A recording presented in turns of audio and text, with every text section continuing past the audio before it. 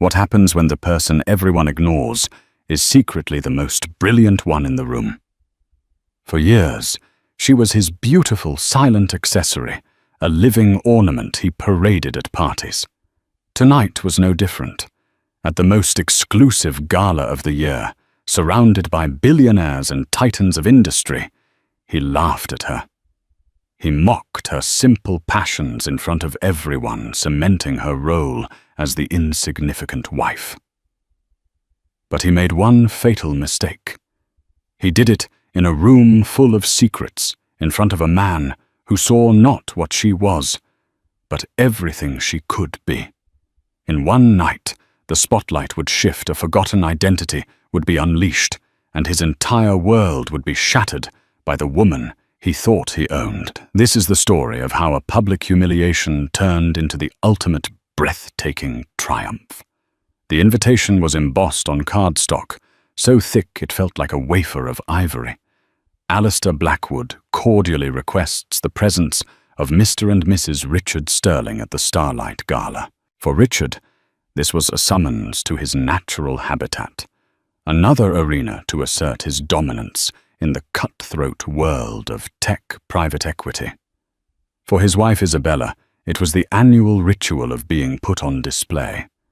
Richard Sterling was a man carved from ambition and arrogance. He had built his firm Sterling Ventures from the ground up, and he never let anyone, especially Isabella, forget it. He saw the world in terms of assets and liabilities, and Isabella, with her quiet grace and art history degree, had been a prime acquisition. She was beautiful, poised, and came from a respectable family, the perfect accessory to soften his sharp corporate edges.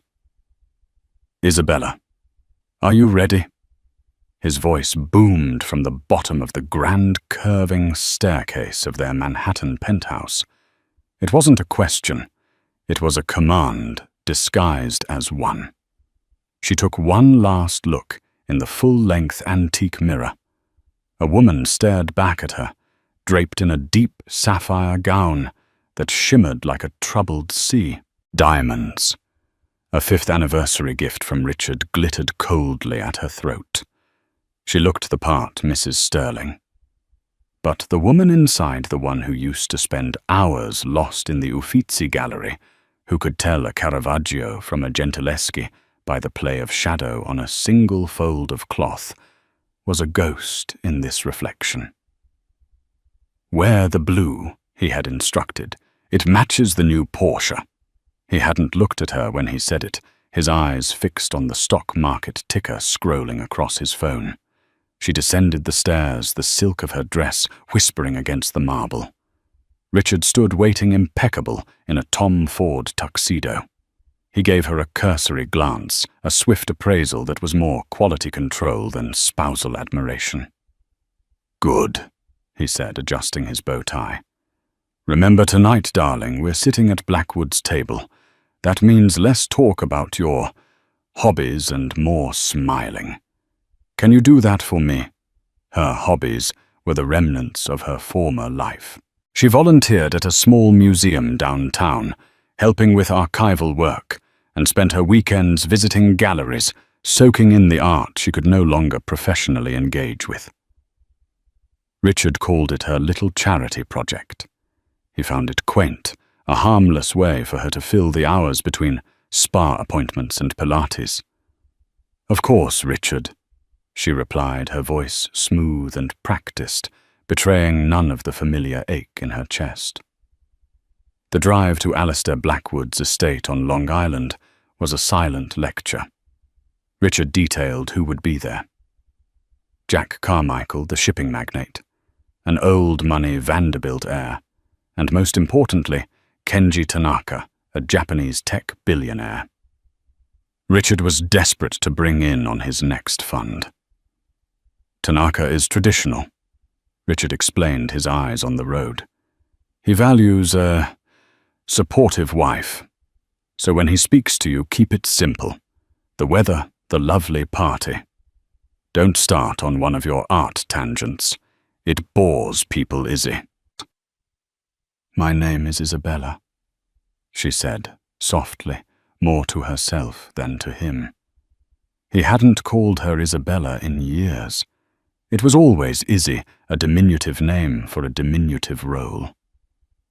As their car swept up the long, lamp-lit driveway, the Blackwood estate emerged from the darkness like a sleeping giant. It was a palace of granite and glass, a monument to new money, so vast it dwarfed the old. Valets in crisp uniforms scurried to open doors. The air buzzed with the low thrum of expensive cars, muffled laughter, and the distant pulse of a string quartet. Richard stepped out immediately, clapping a hand on the shoulder of a senator. He was instantly in his element, a shark in a tank of other sharks. Isabella followed a beautiful ship in his wake. She clutched her small beaded handbag, her knuckles white. She felt a familiar wave of invisibility wash over her. Here she was not Isabella Rossi, the scholar who graduated summa cum laude with a thesis on pigment degradation in Renaissance frescoes. She was just Richard Sterling's wife, a lovely, silent placeholder. He turned back to her for a moment, his smile a tight, practiced thing for the cameras. "All right, darling. Showtime. Just follow my lead, and for God's sake, try not to look so terrified. You're my wife, not a hostage." He chuckled at his own joke, a harsh, grating sound. But as she stepped into the blinding light of the grand ballroom, past the towering ice sculptures and the cascades of white orchids, Isabella couldn't shake the feeling that she was, in fact, both. The grand ballroom of the Blackwood estate was a breathtaking spectacle of calculated excess. Chandeliers dripping with crystals like frozen waterfalls cast a fractured golden light over the 300 guests.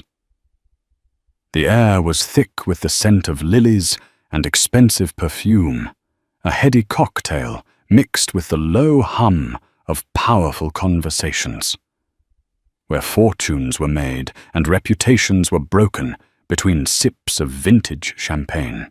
Richard navigated the room with predatory ease, pulling Isabella along by the elbow. He introduced her with a possessive flourish. "This is my wife, Isabella."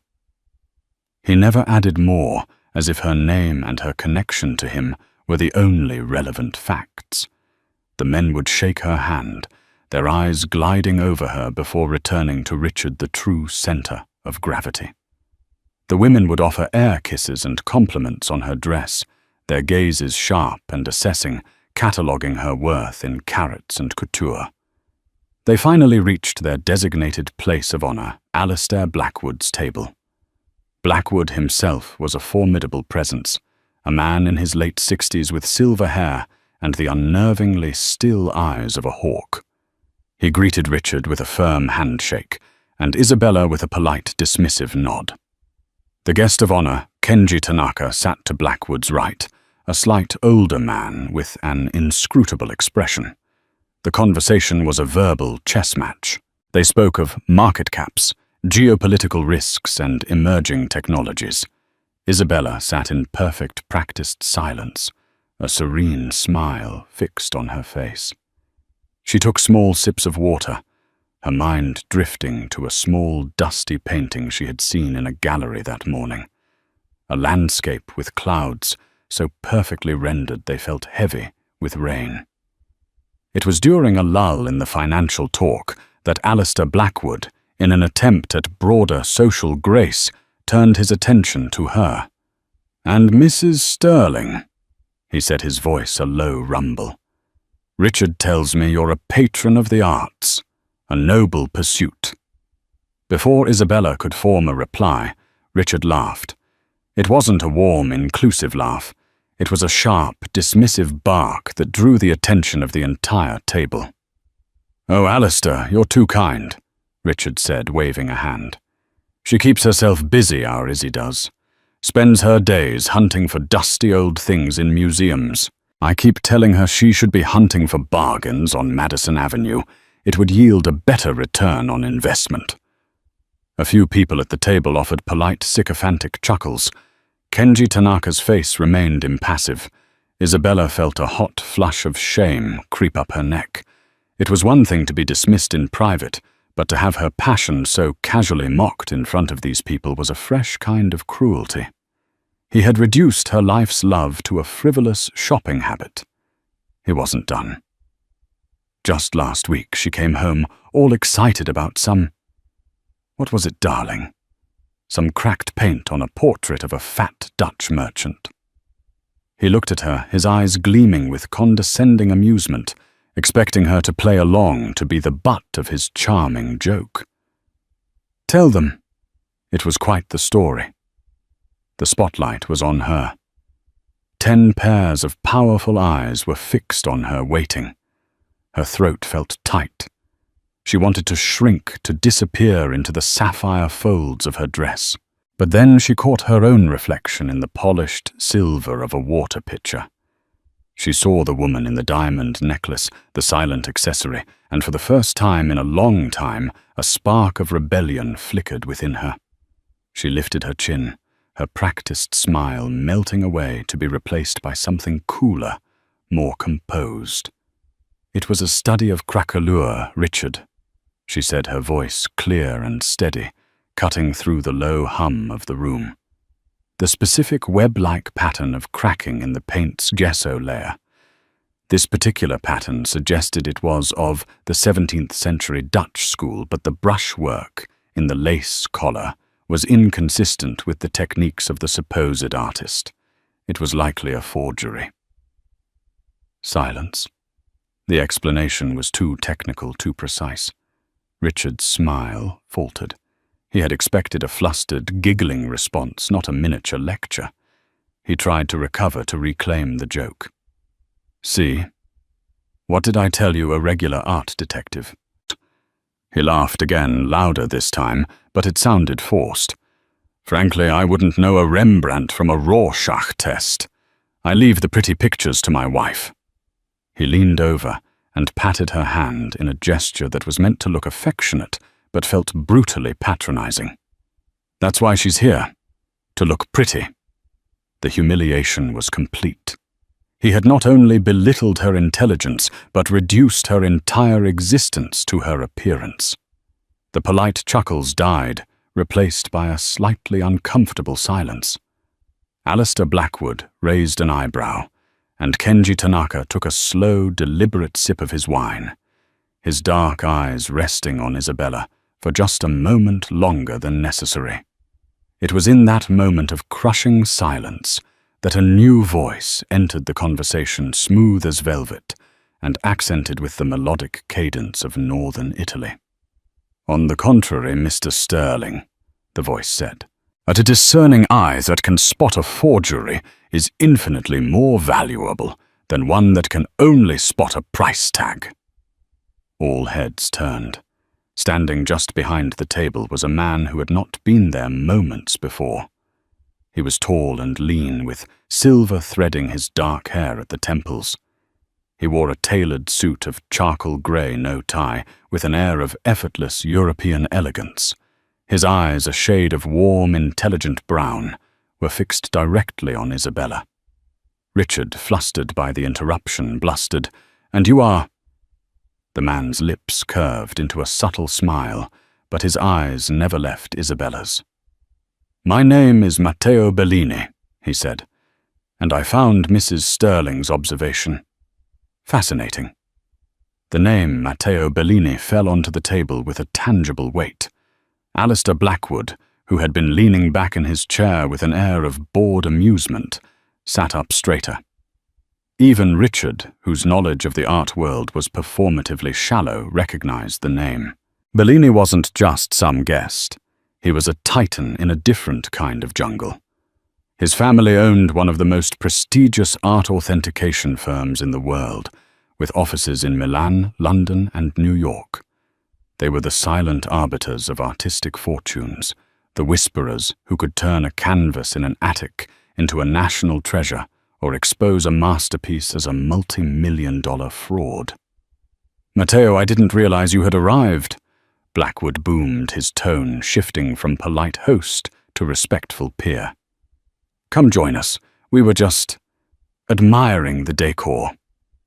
Matteo's gaze remained on Isabella, a silent acknowledgement passing between them. He had heard Richard's jibe, and his intervention was a deliberate act. He pulled up a chair, placing it beside Isabella, a subtle but significant act of alignment. "My apologies for the intrusion," Matteo said to the table, though his words were clearly for her. "But it is rare to overhear a discussion of craquelure at a financial gala, especially one so precise." Richard, trying to regain control, forced a laugh. "Well, that's my Izzy. Full of useless, fascinating facts." He placed a proprietary hand on Isabella's shoulder. She flinched almost imperceptibly. Matteo noticed. His eyes narrowed for a fraction of a second. He ignored Richard entirely and spoke directly to Isabella, his voice a low, respectful murmur that created an intimate bubble around the two of them. "You said the brushwork was inconsistent. In what way, for the first time all evening, someone was asking her a genuine question, not about the charity committee she sat on, not about her decorator, but about something she knew, something she loved.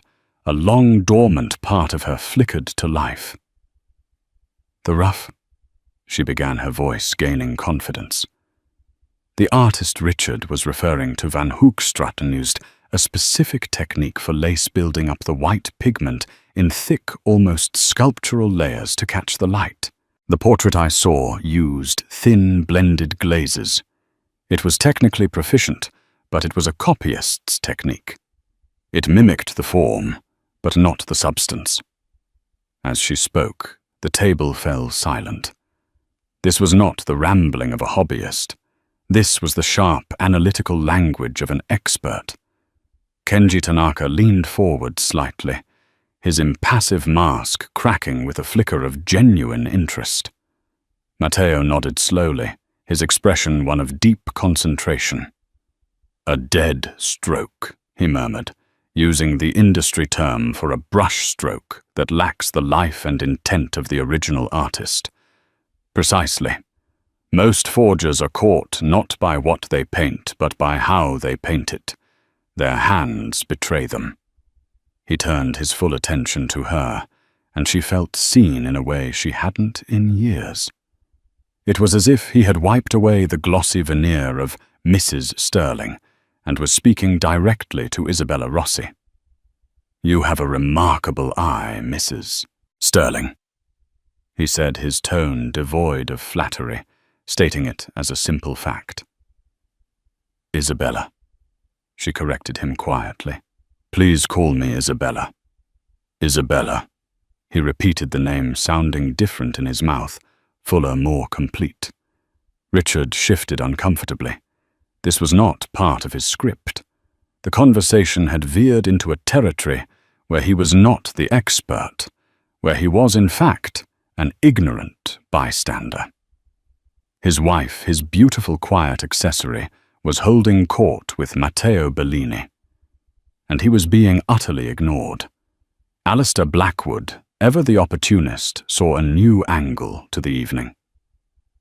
"Well, if we have an expert in our midst, perhaps she can settle a little debate for me." He gestured across the vast ballroom to a quieter, wood-paneled alcove where a collection of smaller paintings was displayed. "I acquired a piece recently," Blackwood explained. "A small Italian panel, supposedly from the studio of Artemisia Gentileschi. My own curators are divided. Some say it has her fire, others say it's a clever imitation by one of her followers. I've been meaning to send it to a firm for analysis." He looked pointedly at Matteo, then his gaze slid to Isabella. "But perhaps we could have a preliminary opinion." It was a test, a piece of social theatre for his powerful guests.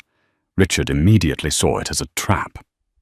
"Oh, Alistair, I don't think—" he started, wanting to shut it down to pull Isabella back into her box before she could embarrass herself and, by extension, him. But Matteo interrupted smoothly, standing up and extending a hand, not to Richard, but to Isabella. "I would be honored to accompany an expert to view the piece," he said, his eyes challenging her. "If she is willing."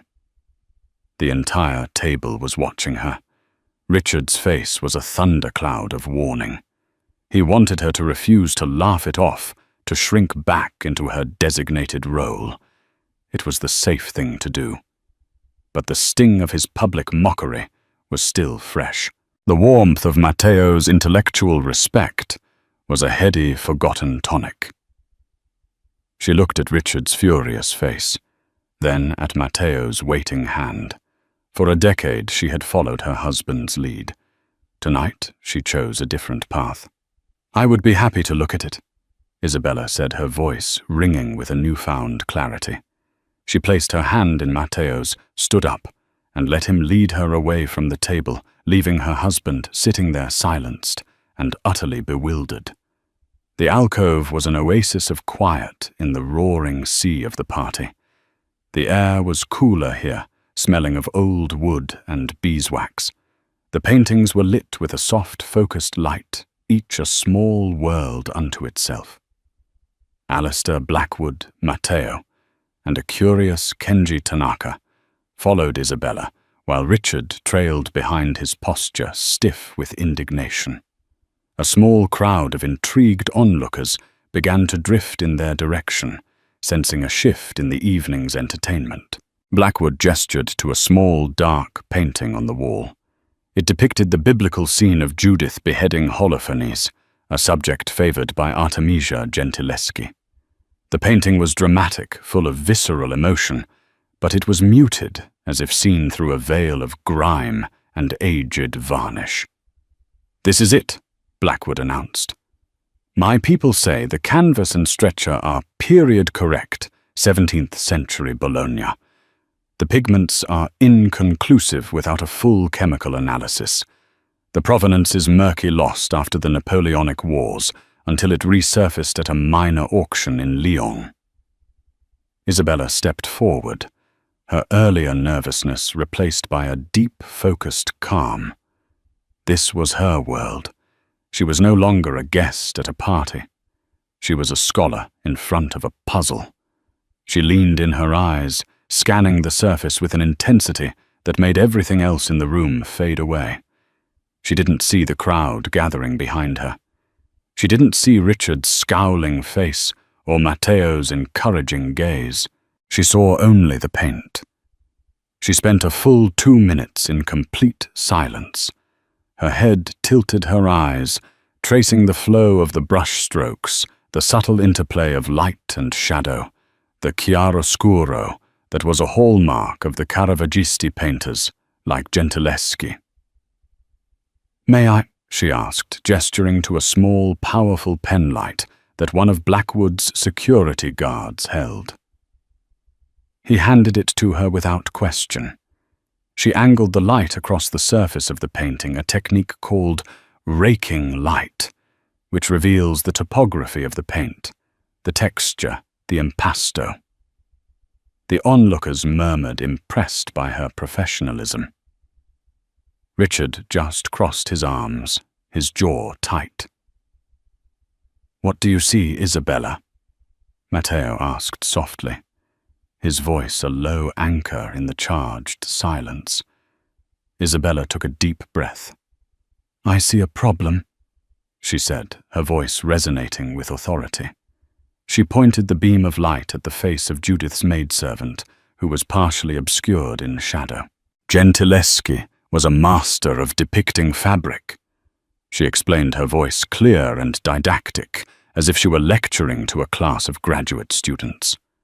The folds of a sleeve, the weight of a velvet cloak, she gave them life texture. "Look here." She traced the light over the maidservant's sleeve. "The folds are hesitant. They're technically correct, but they lack conviction. They describe the shape of an arm, but they don't convey the tension of the muscle beneath. It's a copyist's work, someone painting from a drawing, not from life.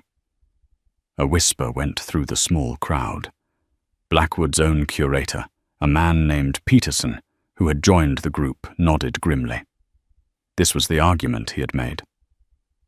Richard saw an opportunity to end this, to bring her back to heel.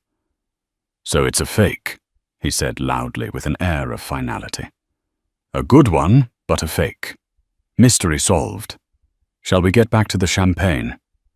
"I didn't say it was a fake," Isabella countered without looking at him. Her focus was absolute.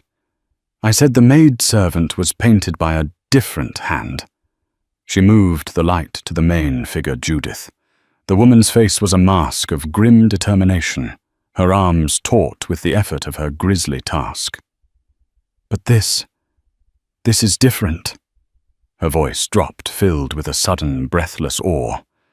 "Look at the tension in the knuckles, the way the light catches the blood. It's not just red paint, it's rendered with a transparency that makes it look wet, viscous. And the foreshortening on Holofernes' arm, it's audacious, almost violent in its execution." She turned off the penlight and faced Alistair Blackwood directly. "Mr. Blackwood, your curators are both right and wrong. This isn't a work by Gentileschi's studio. It's a work that was altered in Gentileschi's studio." The room was utterly still. "What are you talking about?" Blackwood demanded, his voice sharp. "This was a common practice," Isabella explained, her confidence soaring. "A master painter would have students work on less important elements, backgrounds, secondary figures to learn the craft. But the master would always paint the critical parts. The maidservant was likely painted by an apprentice, but the figures of Judith and Holofernes, the emotion, the raw power, the sheer anatomical confidence, they were painted by the master herself." She paused, letting the weight of her words sink in. "This isn't a studio copy. This is a genuine autograph work by Artemisia Gentileschi, a lost original. The student's work was likely a later addition, perhaps to finish the painting for a quick sale after the master had moved on. Over the centuries, the grime and yellowed varnish have obscured the difference in quality, making it all look like the work of one lesser artist." Peterson, the curator, stepped forward, his eyes wide. "My God," he whispered. "The pentimento." We saw a faint pentimento under the X-ray around Judith's arm, a change in the composition. We thought it was just the artist changing their mind. "It's the master correcting the student's positioning," Isabella stated simply. She painted over it. It's her signature, more real than any name in the corner. The spotlight had now fully irrevocably shifted. It was no longer on Richard Sterling, the titan of finance, or Alistair Blackwood, the powerful host. It was on Isabella, the quiet wife, who stood before a dusty old painting and unveiled a forgotten masterpiece hidden in plain sight. Richard stared, his mouth slightly agape. The woman he had mocked, the woman he had reduced to a pretty object, was commanding the attention and respect of everyone in the room, with an intellect and passion he had never bothered to acknowledge, let alone understand. The laughter had died in his throat, replaced by the cold, sickening dread of a man who has just realized the true value of an asset he has catastrophically misunderstood.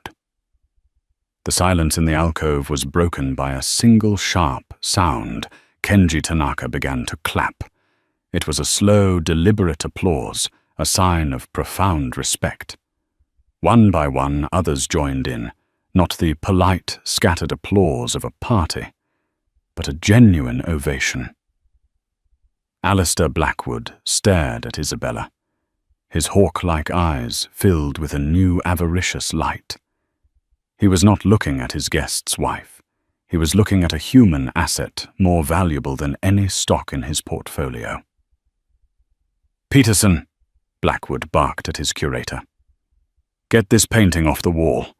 I want it sent to the labs at the Met first thing in the morning. Full spectral analysis, X-ray the works, and I want Isabella to consult." It was a command, but also an offer. A job.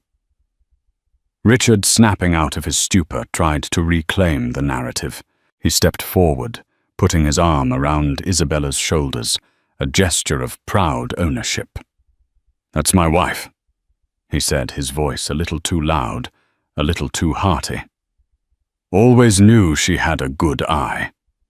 Isabella stiffened under his touch and subtly stepped away, breaking the contact. The gesture was small, but in the charged atmosphere, it was a seismic event. She didn't look at him. Her attention was on the painting and the two men who understood its significance. Matteo Bellini had been watching the entire exchange with a quiet, knowing smile. He now approached Blackwood. "Alistair, if Isabella's hypothesis is correct, and I have no doubt that this painting is not just a masterpiece, it's the missing Judith of Bologna. It was documented in a Medici inventory in 1638 and then vanished. The Bellini Institute has been searching for it for 2 generations. Its value is not in the millions. It's in the tens of millions. It's culturally priceless." Every jaw in the vicinity dropped. Richard's face went pale. He had mocked her interest in something that was worth more than his entire last fund. Matteo turned to Isabella, his eyes shining with professional admiration and something more, something deeper. "Isabella, that was not just a good eye. That was genius. The kind of intuitive leap that scholars spend entire careers hoping to make once. My firm in New York is expanding. We are looking for a new head of Renaissance authentication. The position is yours if you would consider it. You would have your own lab, your own team, an expense account for travel to any collection in the world. You would simply have to do what you just did." A second job offer. In less than 10 minutes, she had gone from being an object of ridicule to one of the most sought-after experts in the room. The crowd around them was buzzing. People were no longer looking at Richard at all. They were looking at Isabella, whispering her name. Who was she? Where had Sterling been hiding her? The power dynamic had not just shifted, it had been completely inverted.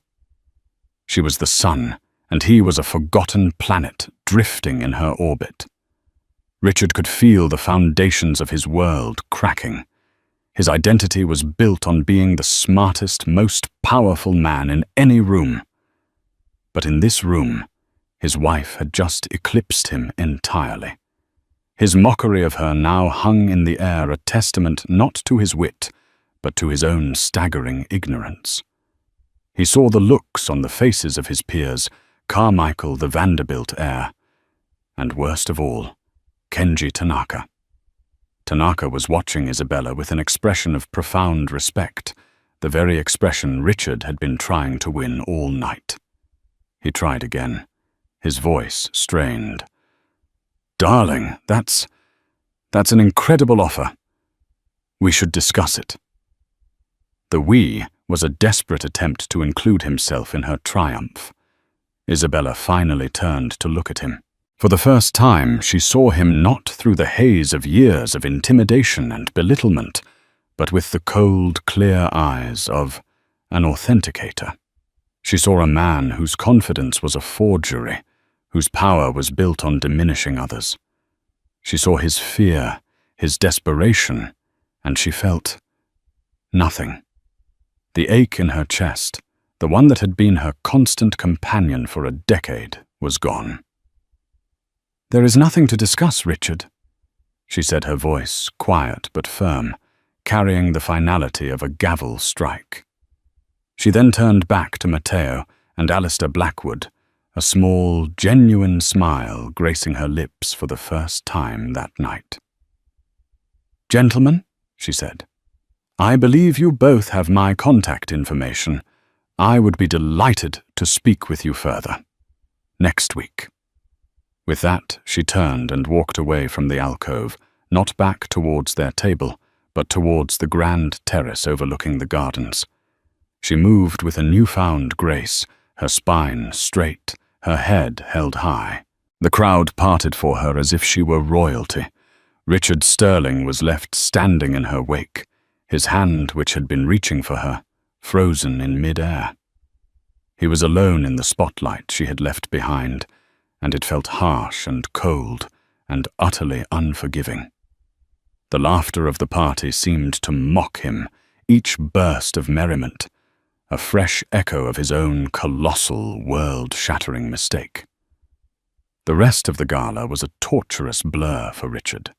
He tried to mingle, to re-engage in conversations about finance and acquisitions, but the energy had shifted. People's eyes would flicker from him to the terrace, where Isabella was now holding court with a captivated circle that included Matteo Kenji Tanaka and a curator from the Getty, who had materialized from the crowd. When people did speak to Richard, the question was always the same, tinged with a new and galling respect for his wife. "Your wife is extraordinary, Richard. How did you two meet?" He would mumble something about a university function, the words tasting like ash in his mouth.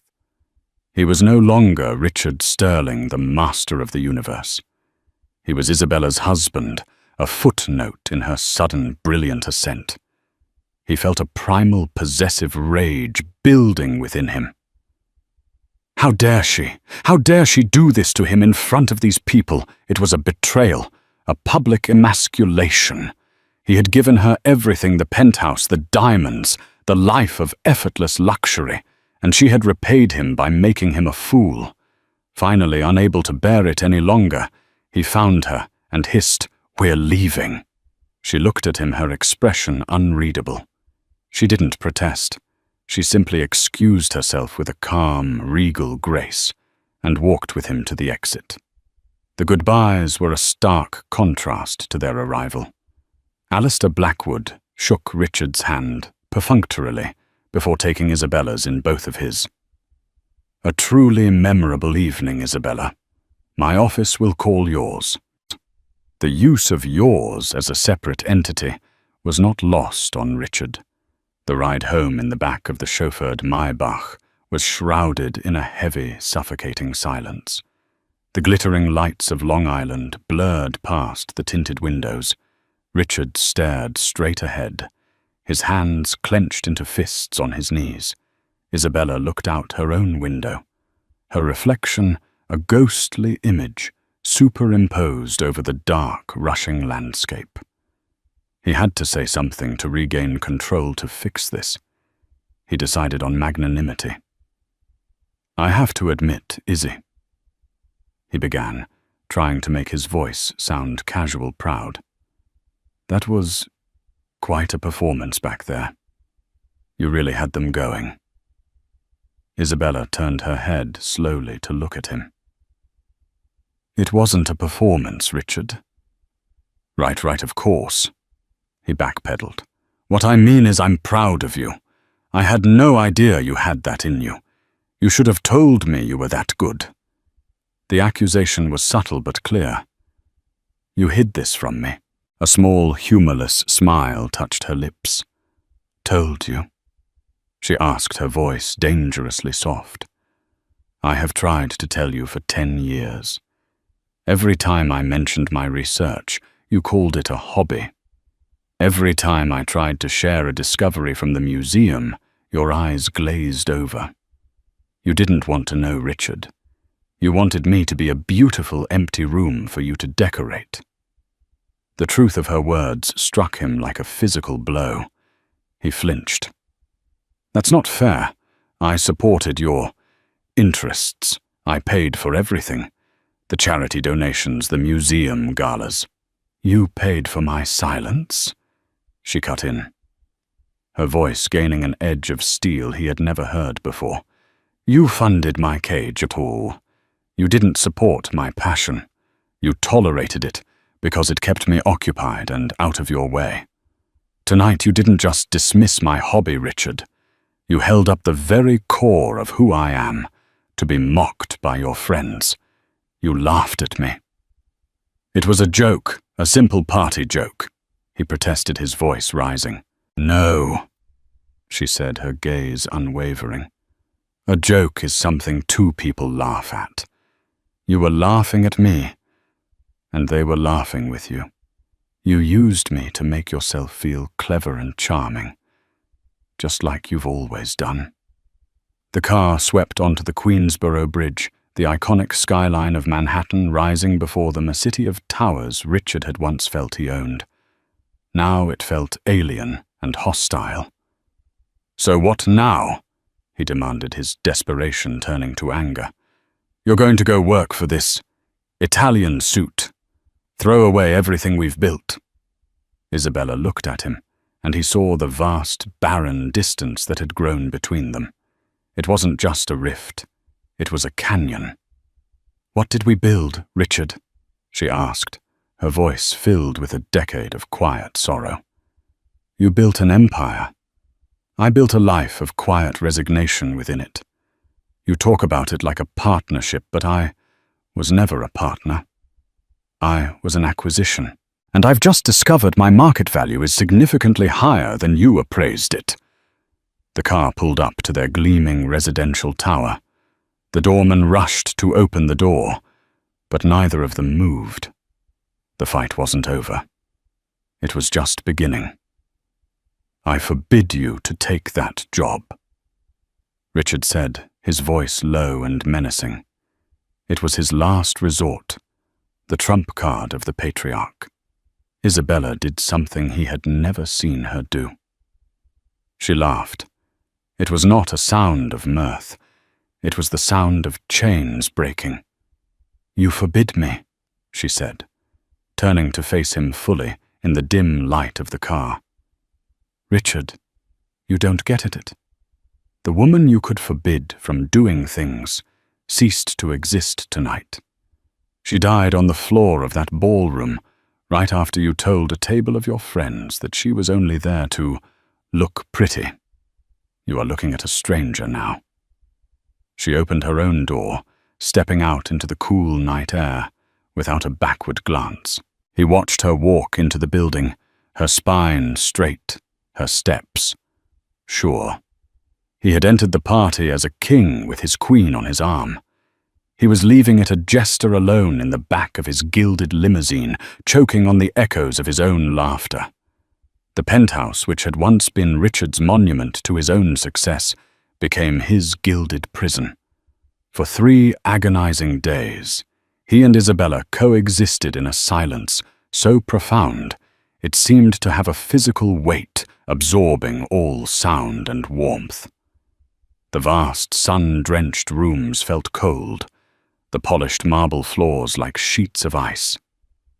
He'd hear the quiet click of her shoes on the staircase, the soft rustle of her turning a page in the library, and each small sound was a reminder of the colossal, unbridgeable chasm that had opened between them.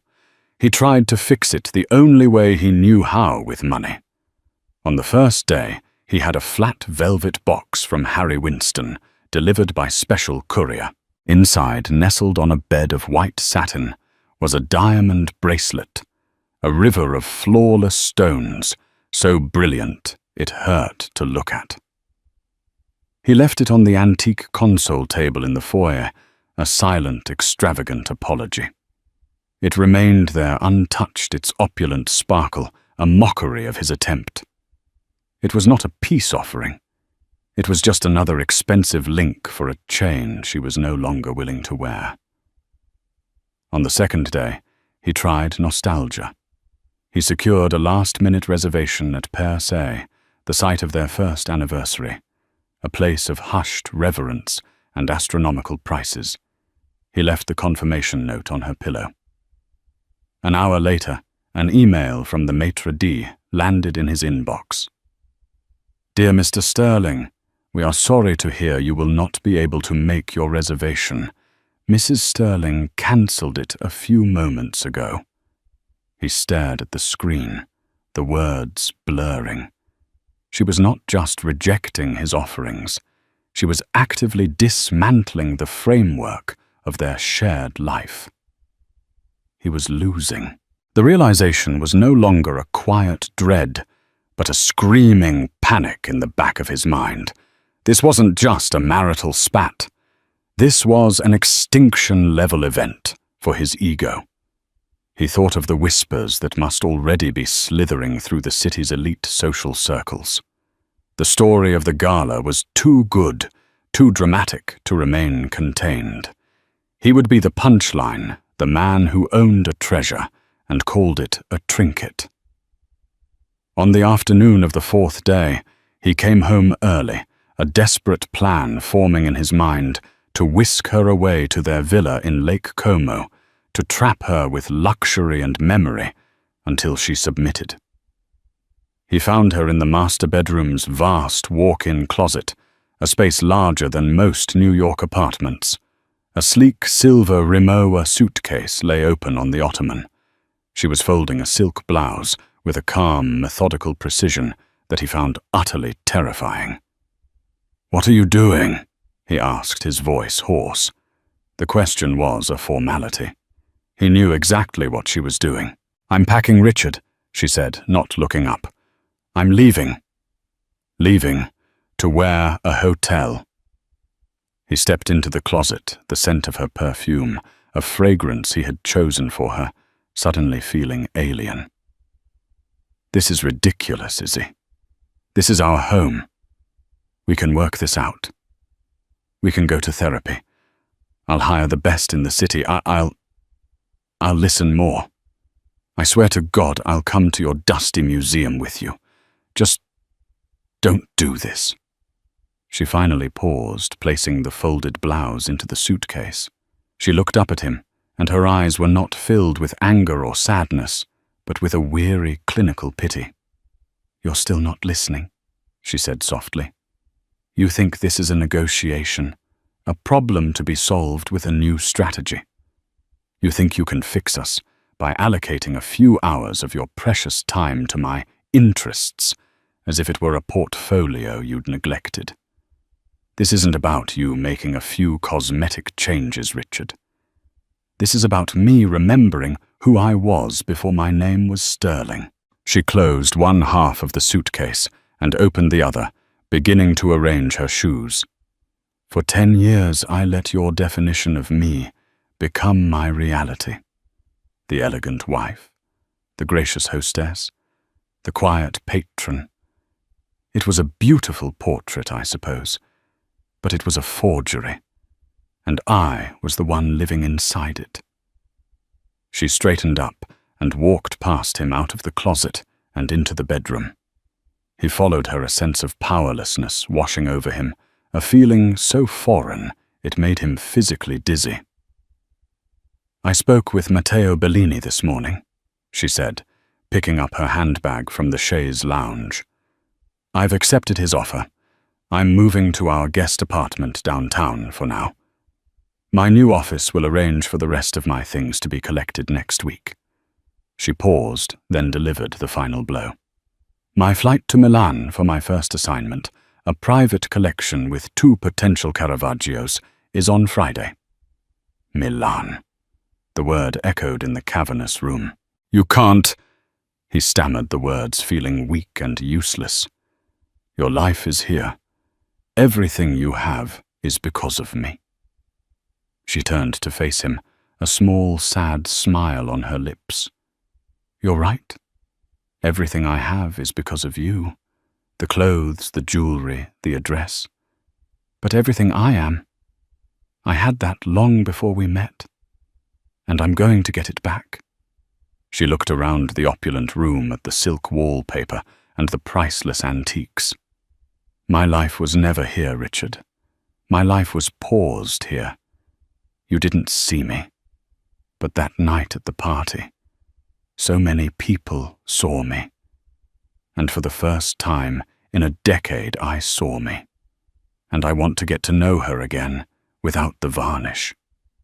He reached for her arm, his last desperate attempt to physically restrain her to hold on to his possession. "I love you, Izzy." The words felt clumsy, ill-fitting in his own mouth, a currency he hadn't traded in for years. She didn't pull away. She simply looked down at his hand on her arm, then back up at his face. "Perhaps you did in your own way," she said, her voice softening, not with forgiveness, but with a final heart-breaking clarity. "You loved the idea of me. You loved the painting of a wife that you hung on your arm for all the world to see. But the real canvas underneath, the one with all the texture and the complex shadows and the hidden light, you never even bothered to look." She gently removed his hand from her arm. "Goodbye, Richard." And with that, she walked out of the bedroom. He listened to her footsteps recede down the long hall, the decisive click of the front door latch echoing through the silent penthouse. It was the sound of his world ending. The weeks that followed were a masterclass in social and professional humiliation. Kenji Tanaka's multi-billion-dollar family office formally withdrew their 9-figure investment from his new fund, the excuse a polite but transparent fiction about re-evaluating European market exposure. The true reason was whispered at the exclusive clubs he frequented. Tanaka did not invest with fools. Richard started getting disinvited to the intimate dinners and weekend retreats that were the true nexus of power in his world. He was still on the A-list for the big charity galas, but he was no longer at the head table. He had become a social liability. His world shrank to his office and the cavernous penthouse. He saw her name everywhere, now proudly Isabella Rossi. An article in Art Forum magazine featured a glowing profile of the Bellini Institute's brilliant new hire. There was a photo of her in a lab in Florence, smiling, pointing at something on a screen, her eyes alight with a fire he hadn't seen since they first met. She looked younger, happier, more vibrant than she ever had as Mrs. Sterling. 6 months after she left, he was served with divorce papers. His lawyer was ecstatic. "She's not coming after the company, the real estate, or your portfolio. It's the cleanest break I've ever seen." Isabella's request was simple. She wanted her maiden name restored and one single piece of marital property. It was a small, dark painting he had bought at a charity auction years ago, at her insistence. A moody, atmospheric seascape by an unknown 19th-century British artist. He had always hated it, finding it depressing, and it had been relegated to a storage unit in New Jersey for years. "Give it to her," Richard spat, signing the papers with a flourish. "Let her have her ugly painting. It's a small price to pay to be rid of her." He saw it as a final victory, proof of her sentimentality and poor judgment. 2 weeks later, he was at the bar of the pool nursing a scotch when a news report came on the large screen above the bar. A well-known anchor was speaking. "In the art world, it's being called the discovery of the decade." The screen cut to a press conference at the Met. And there she was, Isabella. She stood beside an easel that held the very same ugly seascape. It looked different now, cleaned and properly lit, the colors deeper, the storm-tossed waves seeming to churn with life. "Expert Isabella Rossi," the anchor was saying, "who acquired the painting in a recent divorce settlement, suspected it was more than it appeared. Using advanced infrared reflectography and pigment analysis, her team at the Bellini Institute uncovered a faint obscured signature in the lower right corner, hidden beneath a layer of later varnish. The camera zoomed in on the corner of the painting, showing a digital rendering of the signature J.M.W. Turner. Richard felt the blood drain from his face. The glass slipped from his fingers and shattered on the floor. Long thought to be a lost study for his Fishermen at Sea series, The anchor continued, her voice bright with excitement. "The painting has been authenticated as a genuine, previously unknown work by the great British master. Christie's auction house has valued it conservatively at $40 million. He watched, paralyzed, as Isabella stepped to the microphone. She looked directly into the camera, poised and powerful. "Art shouldn't be hidden away," she said, her voice clear and strong. "It should be used to inspire. That is why, after the auction, the entirety of the proceeds will be used to establish the Rossi Endowment for Art Preservation and Education at the Hudson Museum of Art." The Hudson Museum, her little downtown charity project.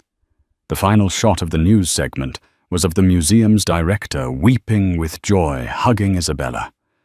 Richard was left staring at the screen at the ghost of his wife, a woman he had never known. He had laughed at her passion, dismissed her knowledge, and in his final arrogant act had freely given away a fortune. He hadn't just lost a wife. He had lost a world he was too blind to see. And she had taken that world and used it to build a legacy, leaving him with nothing but the deafening, echoing silence of his own colossal mistake. Isabella's story is a powerful reminder that our true value is never determined by how others see us, but by the courage it takes to see ourselves. For years she was trapped in a gilded cage, her brilliance dismissed and her passions mocked. But one night, one single moment of defiance changed everything. She didn't just reclaim her voice, she rebuilt her entire world on her own terms, with the very talents her husband had tried to bury. Her journey teaches us that the brightest lights are often hidden in the shadows, waiting for the right moment to shine. If Isabella's journey from invisibility to triumph resonated with you, and if you believe in the power of rediscovering your own worth, please take a moment to hit that like button. Share this story with someone who might need to be reminded of their own hidden genius. And most importantly, subscribe to the channel and turn on notifications. You won't want to miss our next story of justice empowerment and the incredible strength of the human spirit. Thank you for listening. They say a wife's worst nightmare is watching her husband's love slip away. For Rosalie Pierce, that nightmare became a twisted fairy tale of greed, betrayal, and heartbreak. She once lived like a queen in a penthouse overlooking the sparkling city skyline, married to millionaire mogul Christopher Pierce. Yet in the blink of an eye, Rosalie found herself pregnant, abandoned and evicted by a mistress determined to claim every ounce of power in Christopher's life. What Vanessa Moretti didn't realize, however, was that Rosalie's greatest strength lay in her resilience. This is the story of how the scorned wife fought back and bought the entire building the following week. Rosalie Morrison grew up in a small, unremarkable town in southern Maine.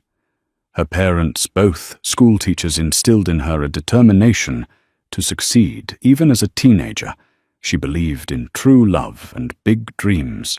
She was driven bright and empathic traits that would eventually win the heart of a rising business mogul. Christopher Pierce was that man, tall, well-groomed, with an infectious charm that influenced everyone around him. He was older than Rosalie by nearly 10 years, already building a reputation for himself in the real estate sector. Their worlds first collided at a charity event in Boston, when Rosalie was a fresh college graduate, eager to find her place in the world. It was an unassuming December night. The charity function meant to raise funds for underprivileged youth. Rosalie had volunteered to help coordinate the gala, while Christopher was an honored guest due to his ongoing support of children's education projects. With her arms full of gift baskets, Rosalie nearly tripped over an extension cord. Christopher happened to be stepping out from behind a large decorative centerpiece at that exact moment, catching her before she fell. Their eyes met, and in that brief instant, the party's bustling atmosphere faded into a pleasant, muted hum. From that moment, their love story began. They chatted into the early hours of the morning at the fundraiser. Over the next few months, Christopher whisked Rosalie off on lavish trips and introduced her to the circles of the affluent black-tie dinners, insider real estate conferences, glamorous beach getaways. Yet behind the glitter, Rosalie would soon discover that the world Christopher inhabited was cutthroat rife with hidden agendas and relentless power plays. For a time, she was too much in love to notice.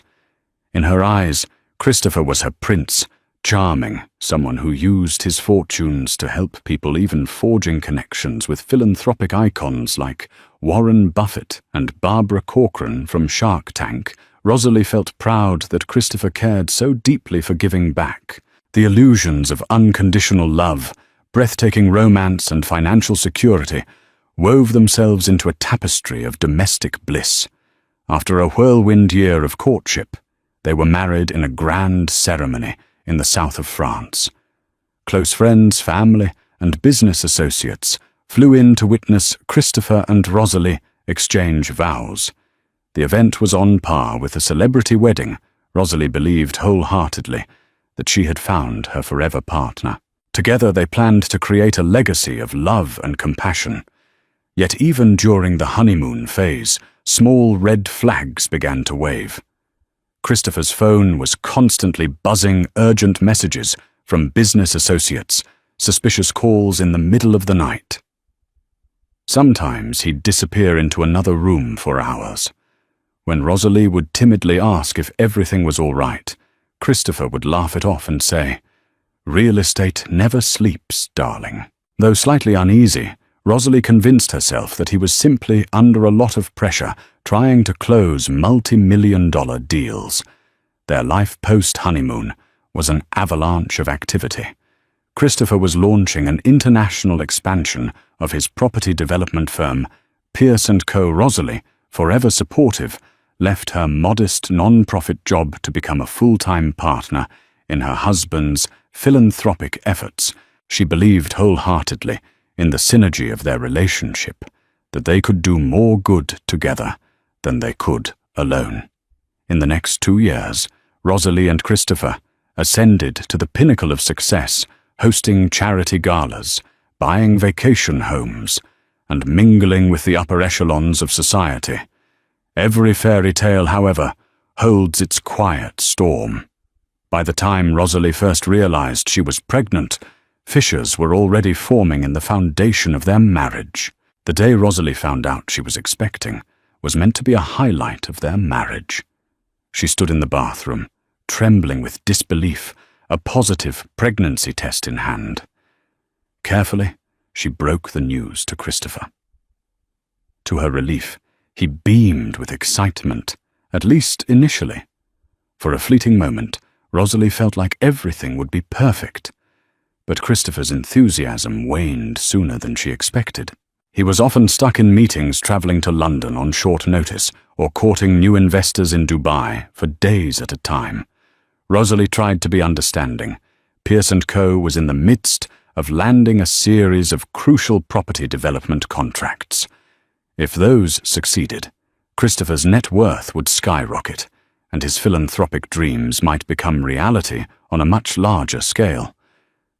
She wanted to be proud of him, but a quiet desperation nestled in her heart. She needed him more than ever, now that she was pregnant. The day of her first ultrasound, Christopher cancelled last minute, sending his personal assistant to fetch the black SUV from the hospital parking lot. Rosalie fought tears as the doctor confirmed her baby was healthy. She could only imagine how joyous that moment might have been if Christopher had been seated beside her, holding her hand. More suspicious signs appeared, cryptic text messages from unknown senders popping up on Christopher's phone, the lingering scent of an unfamiliar perfume on his suits, and late-night glimpses of him stepping into the hallway for hushed phone calls. One evening, Rosalie confronted him in their penthouse living room. She demanded answers about his repeated absences. "I feel like I'm losing you. Chris," she whispered, tears in her eyes. "Am I crazy to think there might be someone else?" Christopher's response was dismissive, alternating between anger and nonchalance. "Rosalie, you know me better than that. Business deals get complicated, and you're imagining things. I'm under immense stress. Show me some understanding." But that night, Christopher slept in the guest room. When Rosalie woke the next morning, he was gone. Little did she know there was indeed another woman lurking in the shadows of their marriage. Someone cunning, ruthless, and determined to have Christopher all to herself. Vanessa Moretti was a name whispered in business circles. Though rarely in polite company, she'd appeared as Christopher's strategic consultant, claiming to be an expert in international property acquisitions. She was an elegant brunette with sharp cheekbones, commanding the attention of any room she entered. Unlike Rosalie, who radiated warmth and compassion, Vanessa's energy was calculating, more reminiscent of a black widow spider, weaving her web. In reality, Vanessa had risen through unscrupulous tactics, forging relationships with powerful men and leveraging them to secure her position. She was well known for her unrelenting ambition. Once she identified a target, she wouldn't let go until she extracted every ounce of advantage. She had a knack for exploiting insecurities, forging alliances in secret, and then leaving her benefactors in ruins once she acquired what she wanted. Christopher's job made him an easy target. He was wealthy, well-connected, and evidently frustrated in his personal life. Their affair began discreetly in luxurious hotel suites during business trips. Vanessa soothed Christopher's insecurities, telling him that Rosalie would never understand the complexities of high-stakes deals and corporate politics. She painted Rosalie as a naive, small-town girl out of her depth, particularly in Christopher's new global expansion. Flattered by Vanessa's attentions and enticed by her worldly knowledge, Christopher fell deeper into her clutches. Soon, Vanessa arranged to position herself in the Pierce & Co. hierarchy. She convinced Christopher he needed her not just as a consultant, but also as the official director of global development. With full authority over critical decisions, she quickly ingratiated herself with Christopher's closest allies, including bankers, brokers, and even some board members at Pierce & Co. She created her own power base under Christopher's nose. Rosalie, meanwhile, found small clues that fueled her suspicions. She saw an email from Vanessa M. With heart emojis in the subject line. She noticed how Christopher's typically stoic personal assistant seemed to crumble into awkward silence whenever Vanessa's name came up. Desperate for the truth, Rosalie even reached out to an old friend, an IT specialist, who discreetly helped her access certain company records. There she discovered an unusual pattern of expense reports under the heading Corporate Hospitality, always authorized by Christopher, but often used by Vanessa. 5-star dinner bills, luxury spa trips, some in cities where Christopher was supposedly on business trips alone, just as Rosalie was preparing how to confront her husband more forcefully. Tragedy struck her father.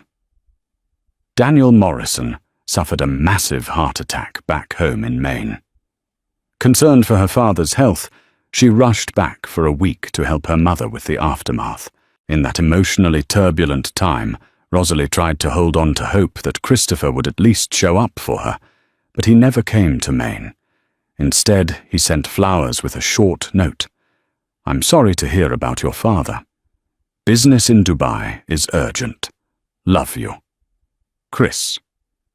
That was it. Grief, frustration, and suspicion mingled, forging a steely determination within Rosalie. She resolved that once her father was out of danger, she would go back and insist on the truth from Christopher. Enough was enough. The day Rosalie returned to their marital home, a penthouse on the 25th floor of a newly built luxury skyscraper, remains etched in her memory as the day her life came crashing down. She was 5 months pregnant, exhausted from traveling and anxious about her father's recovery. A stony-faced concierge greeted her in the lobby, refusing to let her through without clearance. Confused, Rosalie explained that she was Mrs. Pierce, the owner of the penthouse. The concierge offered only a weak smile and directed her to the building manager's office. There, to her horror, she found Vanessa Moretti, seated behind a gleaming marble desk, tapping away on a laptop. Vanessa looked up with a smile that could freeze fire. "Rosalie, darling," how unexpected, she purred, as if speaking to an old acquaintance who had overstayed her welcome. Rosalie stared, dumbfounded. "What are you doing here?" "This is my home." Vanessa's lips curled. "I know this is shocking, but Christopher decided that in the interest of finances and upcoming changes, you should relocate. He asked me to handle the logistics. I'd hate for you to strain yourself in your delicate condition." Shock morphed into outrage. "Handle the logistics," Rosalie hissed, voice trembling. "This is my home. I'm his wife. If there's a relocation, Chris should have told me himself." "Where is he?" Vanessa let out a patronizing sigh and slid a set of documents across the desk. "As you can see, the penthouse lease has been transferred under my name." She emphasized the final words. "Your name is no longer on the occupant list. You need to vacate the property immediately." Rosalie's eyes scanned the documents. Indeed, the apartment, a property originally belonging to Christopher's holding company, had been swiftly transferred into a corporate shell that Vanessa controlled. The date of transfer was just 3 days prior. Her chest tightened. "This is insane. I'm his wife. You can't evict me from my own marital home." "Where is Christopher?" Vanessa rose, towering over the desk, with an almost triumphant glimmer in her eyes. "He's out of town for business, dear. Told me to manage this in his absence." "The building management has already been notified. If you resist, security will be called." Rosalie's mind spun. She couldn't believe that Christopher would authorize such cruelty, especially toward his pregnant wife, unless he was under the thrall of Vanessa, or perhaps complicit from the start. Summoning every ounce of composure, Rosalie closed her eyes, took a steadying breath, and declared, "I'm calling Christopher. If I can't reach him within the hour, I'm calling my lawyer." Vanessa's response was a disdainful shrug. "Be my guest, but I advise you to leave quietly. There's no use dragging this into a scandal. Christopher's a public figure, remember. You wouldn't want to tarnish his reputation." "Now, would you?" The threat, thinly veiled, struck Rosalie to her core. She fought tears, but they came anyway, hot and furious. She snatched her phone, desperately dialed Christopher's number. No answer. Voicemail. She tried again. Same result. She texted him, "How could you do this? I'm being evicted from our home. Your mistress is behind it. Call me." Silence. With security guards closing in, Rosalie realized she had no immediate recourse. She wouldn't risk a public scene that might land in the tabloids. Heart pounding, she turned on her heel and walked away, tears blurring her vision. She barely heard Vanessa's final, parting words, delivered with poison-laced sweetness. "Safe travels, Rosie. I do hope you find something more suitable for your new life." Standing on the sidewalk outside her former home, Rosalie clutched her luggage and tried to steady her breathing. Pregnant and abandoned, she had to think fast. She immediately called her close friend, Helena Carter, who lived across town. Helena, an interior designer with a modest 2-bedroom condo, answered with alarm. "Rose, I've been worried about you. You sounded so frantic in your messages. Are you okay?" That evening, Helena welcomed Rosalie into her condo. Though far less grand than the penthouse, it was warm, cozy, and filled with love, a stark contrast to the cold betrayal Rosalie had just endured. Helena's eyes widened in horror as Rosalie recounted Vanessa's chilling eviction. "That's illegal! This is insane!" Helena exclaimed, furious on behalf of her friend. "You need to lawyer up, sue them. This can't be allowed to stand." However, Rosalie felt overwhelmed and embarrassed. Her father had just survived a heart attack, and she was 5 months pregnant. She couldn't stomach a public legal battle, especially when Christopher was refusing to speak to her. She tried calling his personal assistant, who stammered an apology and mumbled something about Christopher being unreachable. Messages to Christopher's business partners were met with polite deflections. It was as if he had vanished into thin air. Meanwhile, Vanessa texted Rosalie with more cruelty. "If you need money or help, don't be proud. We can arrange a settlement." A settlement. As if Rosalie was some disposable piece in Christopher's life. For the first time, Rosalie's heartbreak flared into determined anger. She refused to respond to Vanessa's provocations, but she quietly began collecting every piece of evidence. She had bank statements, text messages, proof of her shared finances with Christopher days turned into weeks. Helena's condo became Rosalie's temporary refuge. She spent hours poring over legal websites, learning about marital property rights. She discovered a grim truth. The penthouse technically belonged to the Pierce & Co. holding company. Christopher, as the controlling shareholder, had the power to reassign it without her explicit consent, especially since the property was purchased before their marriage and never formally transferred to both their names. While she would have a claim in a divorce settlement that could take months, if not years, to resolve. In the meantime, she was effectively homeless. Rosalie began to suspect that Christopher was deliberately hiding, possibly orchestrating a scenario in which she'd be desperate enough to accept some meager settlement. She was certain Vanessa had a larger scheme in mind, perhaps to isolate Rosalie, cut off her access to finances, and force her into submission. But they had underestimated Rosalie. She had something powerful on her side, her own quiet strengths, her resourcefulness, and unexpected allies. She discovered she still had a personal bank account, one that Christopher had once funded for her philanthropic initiatives. There was a significant sum left there, money Christopher must have overlooked or assumed she wouldn't use for her personal needs. At the urging of Helena, Rosalie reached out to an old mentor, Gregory Farnsworth, a retired real estate attorney, who had once admired Rosalie's kind heart and organizational skills during her non-profit days. Gregory listened in stunned silence as Rosalie explained her predicament. "I can't believe Christopher would do this," Gregory finally said, voice tight with indignation. "You need to fight back.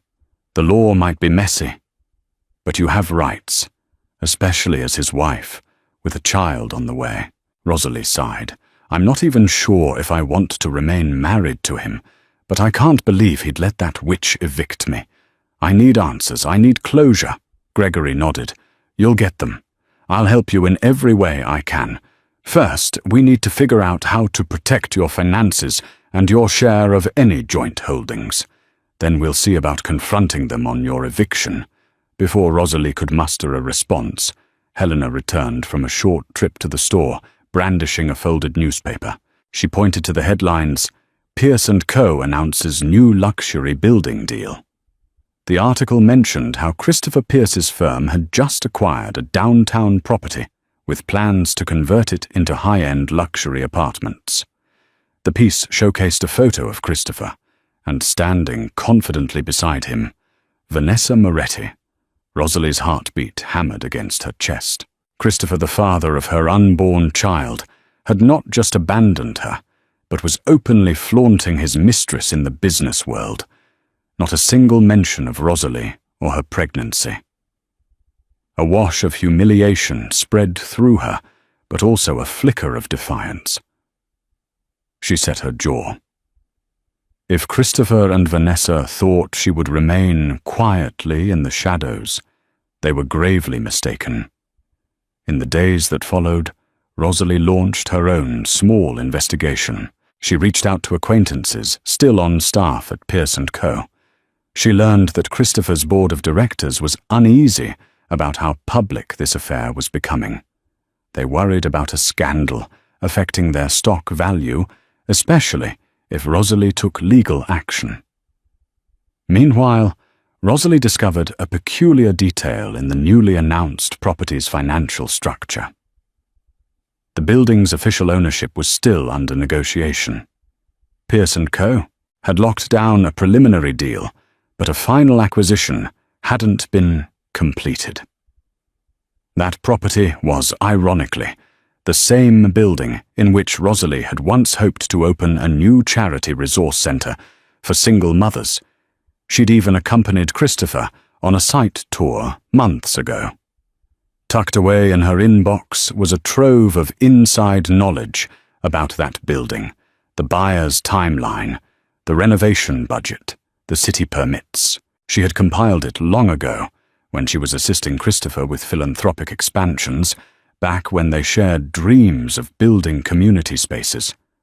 Armed with this knowledge and the discreet support of Gregory Farnsworth, Rosalie realized an extraordinary possibility.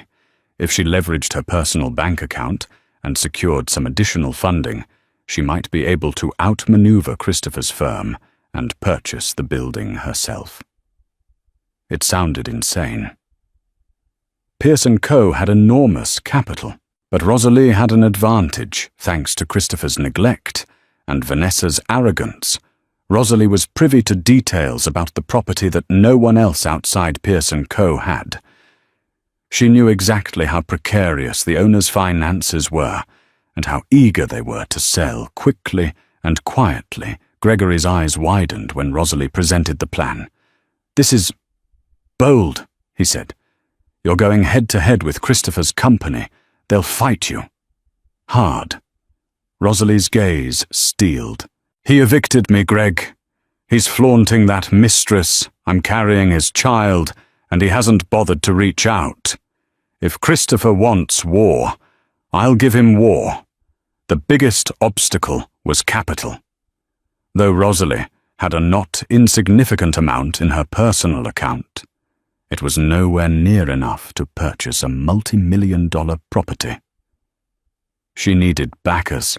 That's when she remembered an old contact, Rachel Henderson, a philanthropic investor who had once partnered with Rosalie on a community center initiative. Rachel had deep pockets, a passion for women's empowerment, and a personal dislike of corporate bullies. Rosalie arranged a private meeting with Rachel at a quiet bistro. Nervous but resolute, she laid out the entire story, leaving out none of the humiliating details. She concluded with her plan. "I want to buy this building rebranded as safe, affordable luxury apartments for single mothers and families who need a fresh start." Think about it. Modern living spaces, on-site daycare, a supportive community. We can even have the resource center I once dreamed of. But to do this, I need major funding, and I need to move fast. Rachel pressed her lips in thought. "You're telling me you want to outbid Pierce & Co. for this property, use it to do good, and stick it to your soon-to-be ex-husband?" Rosalie swallowed hard. "Essentially, yes." Rachel chuckled, though her eyes shone with admiration. "Count me in. I've always liked you." "Rosalie, you've got a good heart. And between you and me, it might be quite satisfying to see a real-life David and Goliath story. Let's discuss the terms." After a series of negotiations and the involvement of a few more discreet investors, Rachel knew from her network Rosalie was thrilled to discover they could indeed pull together a competitive offer. It would require nearly every last bit of capital Rosalie and Rachel could access. But if successful, it would be a brilliant coup one with a powerful moral victory behind it. While Rosalie prepared her bid, she received an unexpected phone call from John Claflin, a soft-spoken financial advisor at Pearce & Co. He was one of Christopher's oldest employees, someone Rosalie remembered as kind-hearted. John apologized profusely for how Rosalie had been treated. "I'm taking a huge risk calling you," he said, voice hushed. "But I can't stand by and watch Christopher be manipulated by Vanessa. She's pushing for more expansions, reckless ones in my opinion, and ignoring the philanthropic commitments we once made.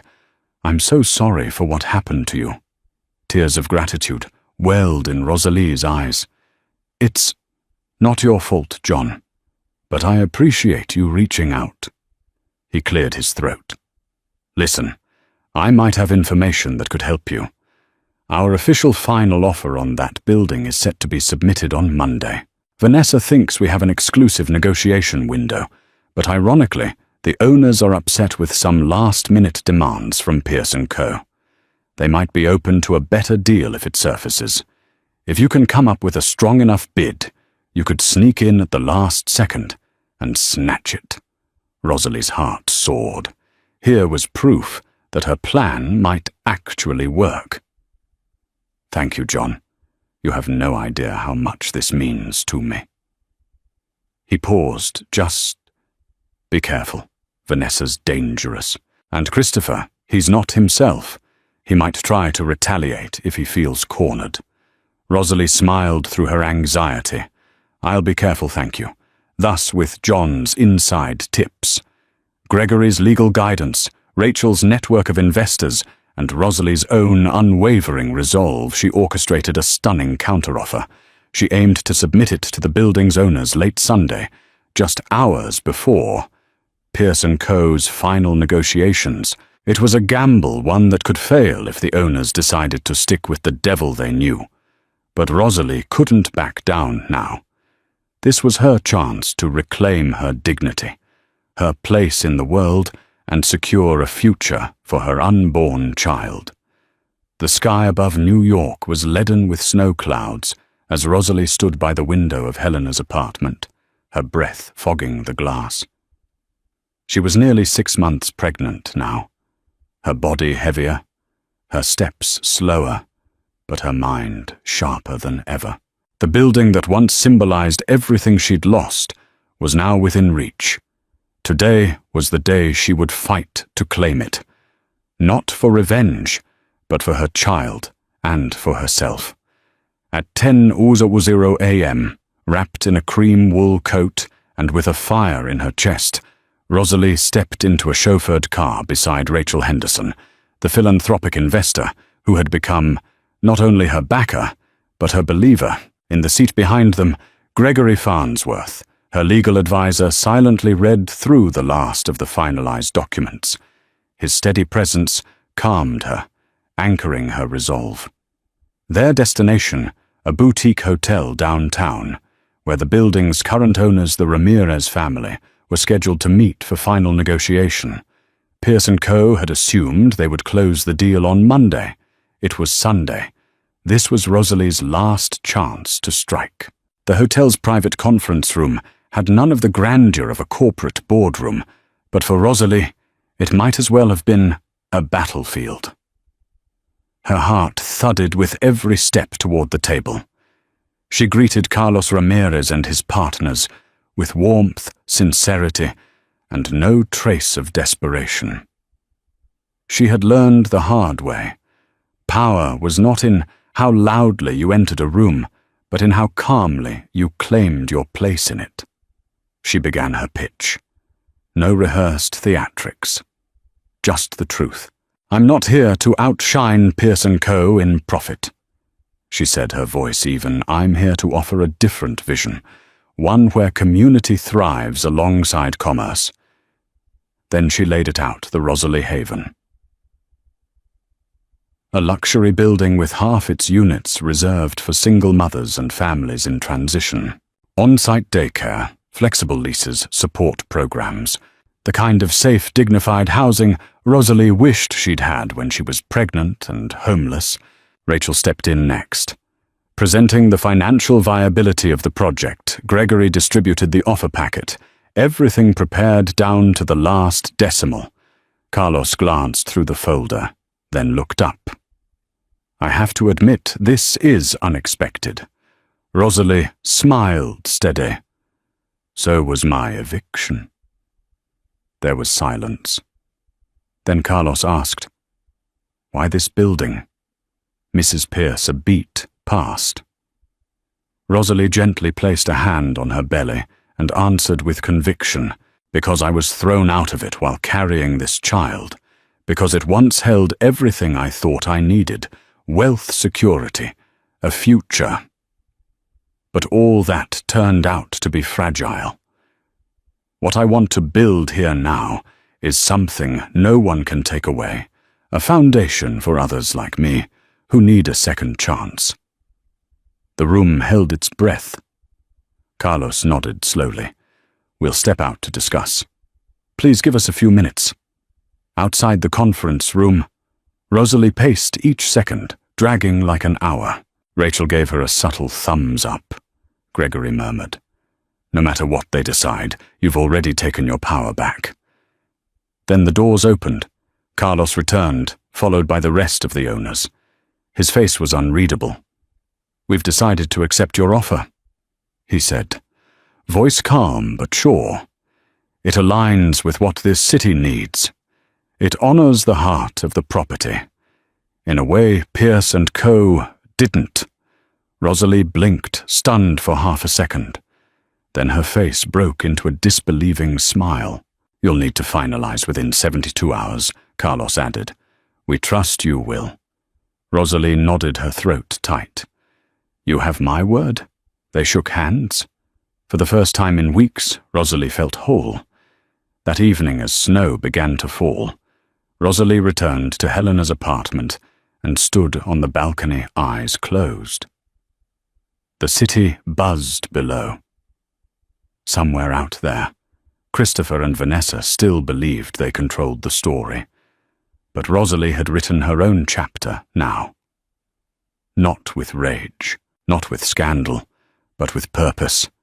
And brick by brick, floor by floor, she would rebuild not just a building, but a life worthy of her child. Monday morning arrived with a deceptive calm.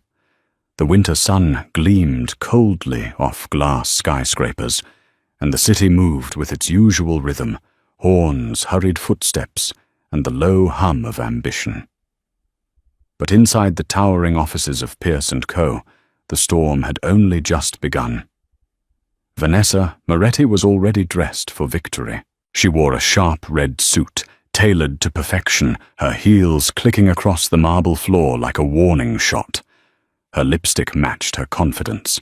Bold, unapologetic. Christopher trailed behind her phone, in hand, scrolling through emails. He hadn't slept much the night before. Something about Rosalie's silence since her eviction had started to gnaw at him. "I'll handle the pitch," Vanessa said curtly. "You just smile and sign." They stepped into the conference room where the building owners, the Ramirez family, were scheduled to meet them.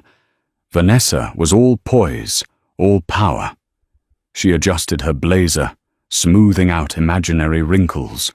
She had played this game before, buying out legacy properties, pushing through aggressive deals, charming hesitant sellers. But today, the air was different. The owners sat with calm expressions that didn't match Vanessa's expected energy. There was no coffee offered, no handshake, just a long pause. Carlos Ramirez spoke first. "Thank you for coming. Miss Moretti, Mr. Pierce." Vanessa offered a dazzling smile. "We're pleased to finalize the deal today. I have the updated contracts here. Carlos didn't reach for them. That won't be necessary." She blinked. "Excuse me, we've accepted another offer." Silence. Christopher froze, his eyes narrowing. "What other offer?" Carlos exchanged a glance with his associates. "We had hoped for a smooth closing with Pierce & Co. But your last-minute attempts to renegotiate the terms were disappointing." You cut the price by almost 18% and added a clause that shifted all liability onto our family. Vanessa's smile faltered. That's standard negotiation strategy. Carlos remained stone-faced. Not one we appreciated, especially when another party submitted a full-price offer, in cash with a better long-term plan for the property. Vanessa's voice dropped an octave, suddenly dangerous. Who Carlos looked at her without blinking. Rosalie Pierce. The name landed like a slap. Vanessa went still, then burst into incredulous laughter. Rosalie, that pregnant girl, you're joking. Carlos didn't flinch. She submitted an offer, backed by committed investors and a fully formed redevelopment plan. Frankly, we were impressed. Vanessa's composure cracked. She turned sharply to Christopher. You said she had nothing left, that she was broke alone, licking her wounds. Christopher stared ahead, his jaw tight. How Vanessa hissed. How could she even know about this deal? Did someone on our team leak it? Carlos calmly interjected. It doesn't matter. She knew enough, and she came prepared. Her bid was clean, respectful and visionary. Vanessa stepped back. Her breath, shallow face, flushed. No, this can't be happening. Christopher finally spoke, his voice low. Are you sure the deal's signed? Carlos nodded. Letter of intent. Closing is scheduled within 72 hours. There's nothing more to discuss. Vanessa exploded. Then I'll sue. I'll drag Rosalie through litigation. Hell! She used insider knowledge. She's my husband's wife. That's conflict of interest. Carlos stood. You're free to do what you like, Miss Moretti. But we chose the buyer who treated us with dignity. And frankly, we're tired of threats. They were dismissed. Vanessa stormed out of the office, slamming the door behind her. In the hallway, her rage boiled over. This is your fault. She snapped at Christopher. You let her slip through. You said she was weak. Christopher's shoulders tensed. You underestimated her. We both did. Vanessa jabbed a finger at his chest. I told you to cut her off. Clean. Instead, you left loose ends. And now she's hanging us with them. She didn't hang us, he said coldly. She beat us fair and square. Those words stunned Vanessa into silence. Then came the shift, the unraveling, all the control Vanessa had wielded for months, the manipulation, the secrets, the dominance over Christopher and the company began to fracture. Christopher no longer looked at her with admiration or desire. He looked at her with clarity and disgust. You said you'd protect my reputation, he murmured. But it's crumbling under your schemes. The board's restless. Investors are whispering. And now Rosalie. Rosalie just made us look like fools. Vanessa's voice dropped to a whisper. Venomous. You're pathetic. She'll ruin you, Chris. She already has. Christopher didn't argue. He simply walked away. And Vanessa left alone in the hallway of a deal she had lost in the building that had slipped through her manicured fingers, realized something she had never expected. She hadn't just underestimated Rosalie. She had awakened her. Late that afternoon, Rosalie was in Gregory Farnsworth's office, finalizing the next steps of the property transfer, when she heard a commotion in the reception area. She recognized the familiar timbre of Christopher's voice.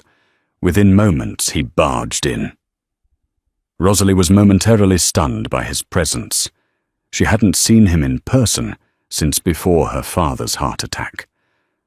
Christopher's gaze swept over her, taking in her markedly pregnant figure. He blinked, as if the reality of her pregnancy was just now sinking in. Rosalie, he said softly, voice tinged with regret.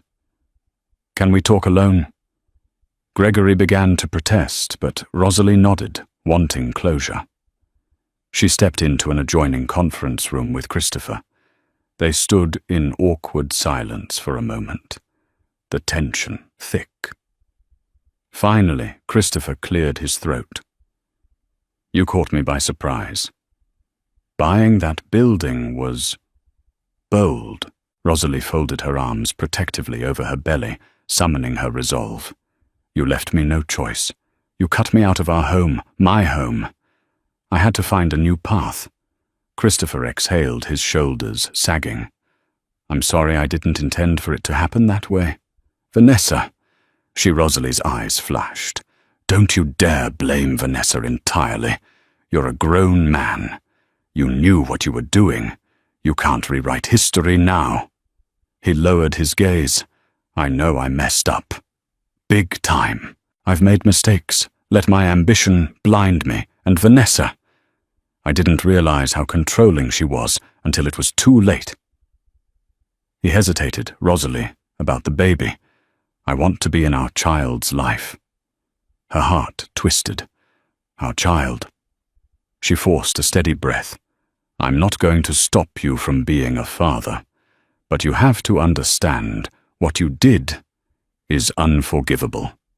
You abandoned me when I needed you the most."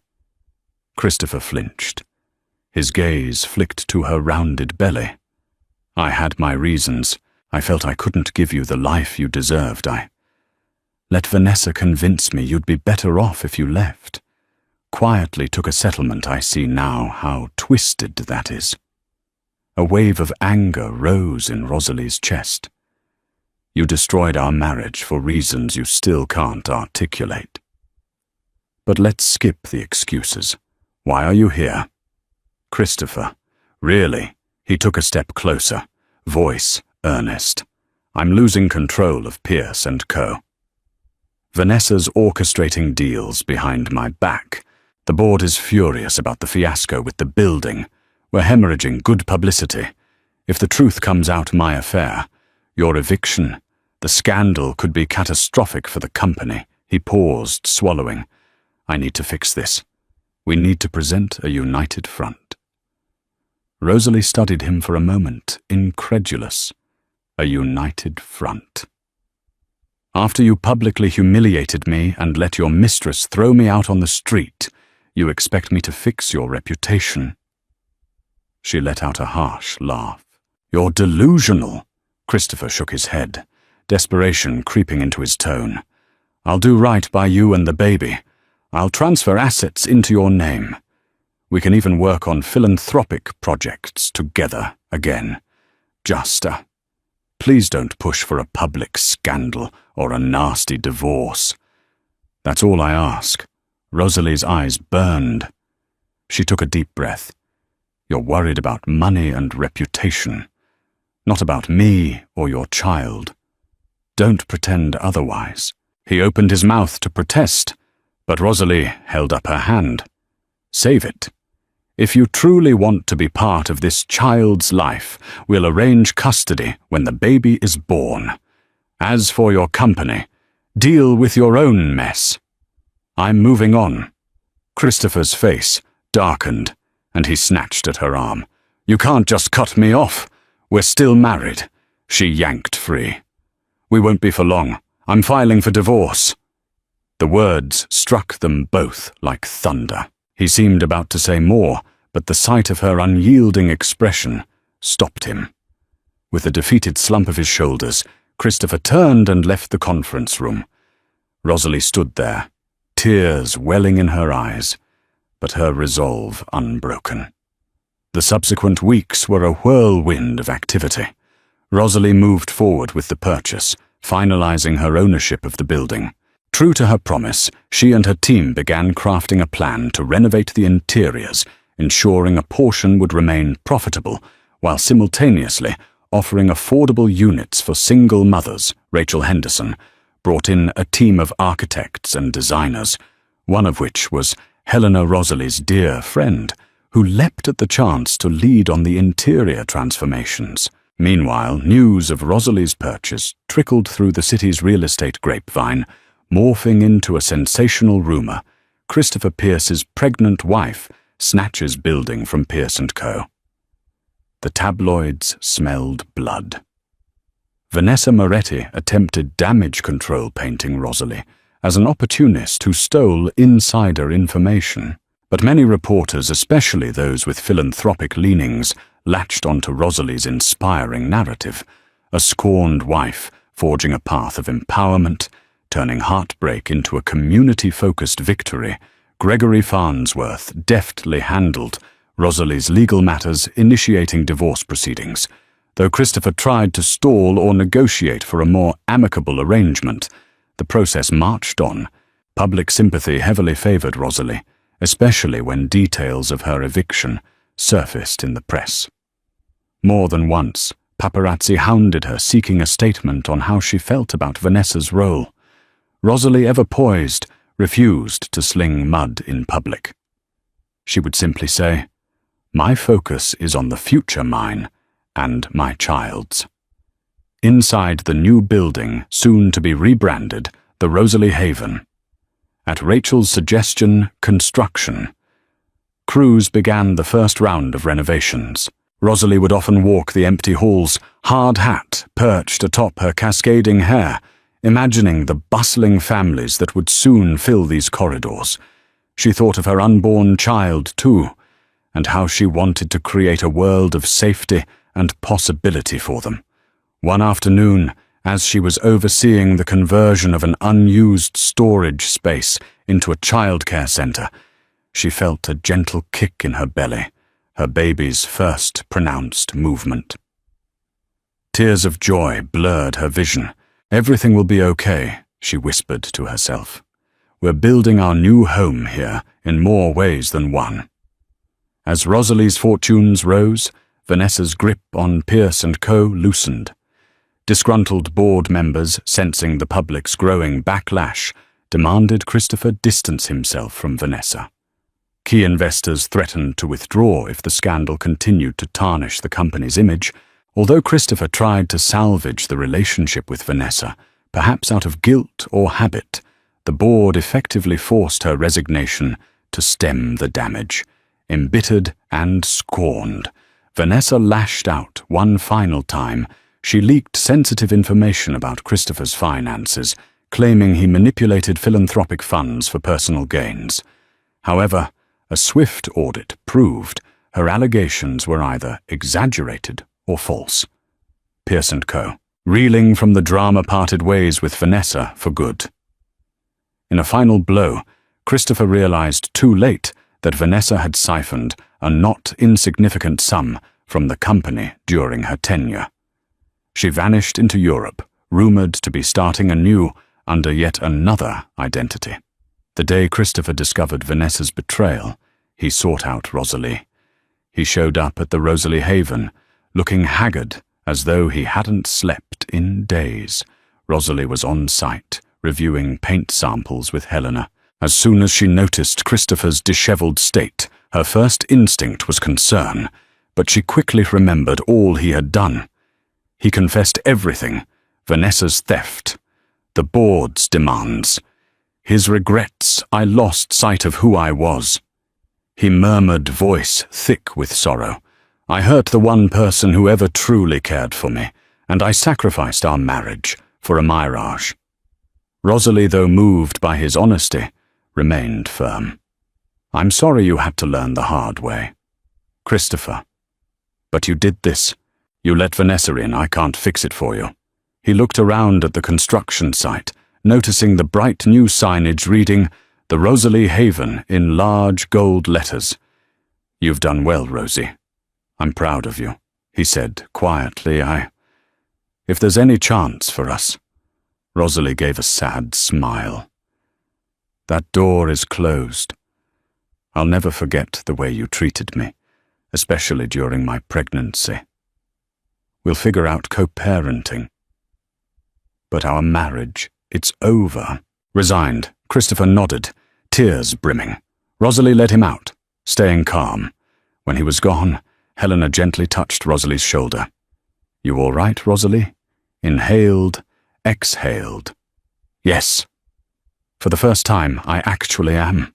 Months flew by. Rosalie's pregnancy progressed healthily, albeit with the typical aches and anxieties of impending motherhood construction at the Rosalie Haven neared completion. The press, initially fixated on the scandal, turned their attention to Rosalie's philanthropic mission.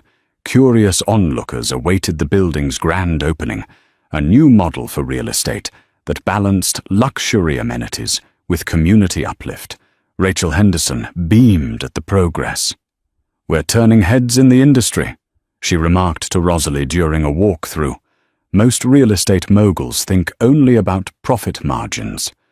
You're proving compassion can be part of a successful business strategy." Rosalie offered a grateful smile. "This was always my dream, doing real good in the world, not just living in some ivory tower. Christopher and I once shared that goal, but I guess we parted ways somewhere along the line." At 8 months pregnant, Rosalie still directed finishing touches with unstoppable vigor, from the sleek, modern lobby to the vibrant children's play area. She ensured the top floors housed premium apartments, some already pre-leased for substantial rents, while the middle floors were set aside for moderate-income families. The lower floors boasted community rooms, co-working spaces for single parents, and supportive services. It was a place designed to help families flourish. On a sunny day in early summer, the Rosalie Haven had its ribbon-cutting ceremony. Media outlets arrived in droves, capturing the powerful image of Rosalie, glowing with maternal pride, cutting the ribbon while cameras flashed. Rachel Henderson gave a stirring speech about empowerment and second chances, praising Rosalie's vision. Gregory Farnsworth was there, smiling like a proud father figure. Helena was at Rosalie's side, tears glistening at the success of their shared effort. To everyone's surprise, Christopher also showed up, standing quietly in the back. He made no attempt to overshadow the event, nor did he approach the stage. Rosalie noticed him and offered a polite nod.